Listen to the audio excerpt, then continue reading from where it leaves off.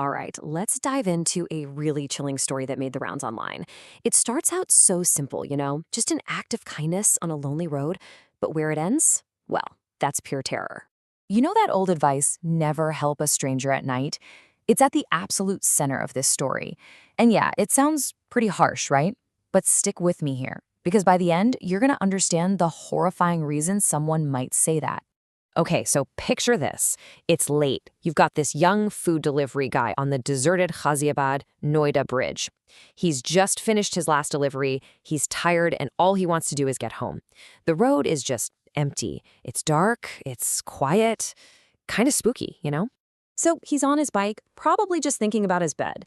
And then right there, in the middle of this huge, empty bridge, he sees a woman, all by herself, and she's flagging him down, asking if he can give her a lift.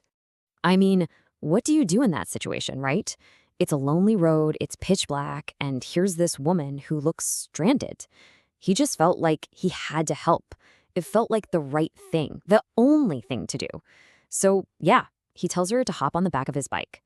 And this, right here, is the moment that simple act of kindness starts to curdle into something really, really wrong.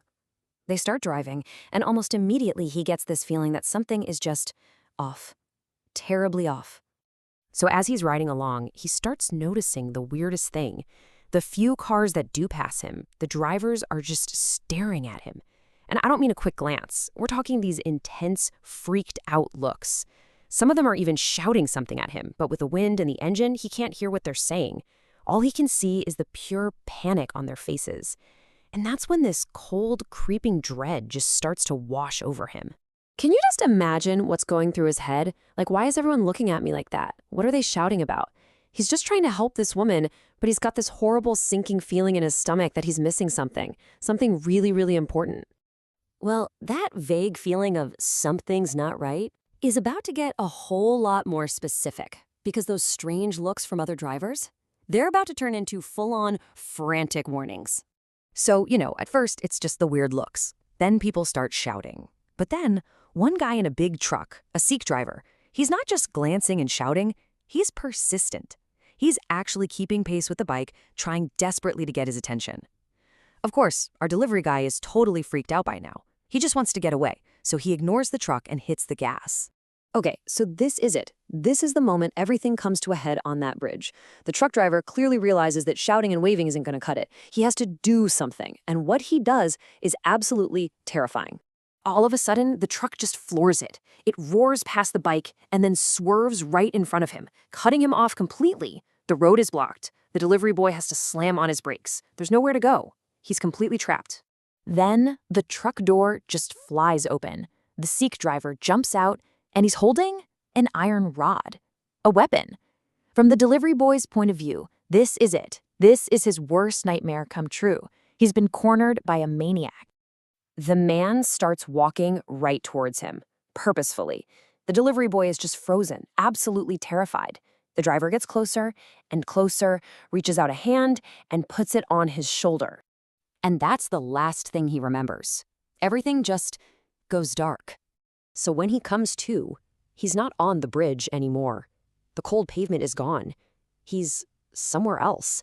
And this is where he's finally going to find out the chilling truth of what really happened.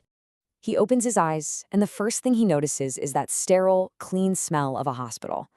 And then the pain hits him, an excruciating, sharp pain in his shoulder. He looks down, and his shoulder is wrapped in thick bandages. He's got no clue how he got here or what could have possibly caused an injury like this. And then he sees a familiar face. It's the Sikh truck driver, sitting right there. The delivery boy is totally confused. He's in a lot of pain, and he just asks him what happened. All he remembers is the woman, the other drivers, and this terrifying guy with an iron rod. Well, he's about to get the full story. And the answer is just this mind-bending difference between what he thought was happening and what was actually happening. You see, in his mind, he was the good guy, trying to help someone who was then attacked by some crazy truck driver. But the reality was that he was the one in mortal danger, and he had no idea. And the man he was so afraid of, that man was trying to save his life. The truck driver then tells him, The most horrifying thing you can possibly imagine. He says, the woman sitting behind you, she was literally eating your shoulder.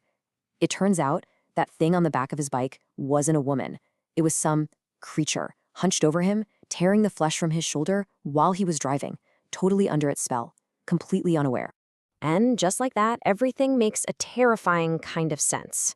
The weird looks from other drivers, the frantic shouting, the pain, the bandages. It all clicks. Which leaves us with one final, really chilling question. What would his fate have been on that lonely highway if another stranger hadn't decided to intervene?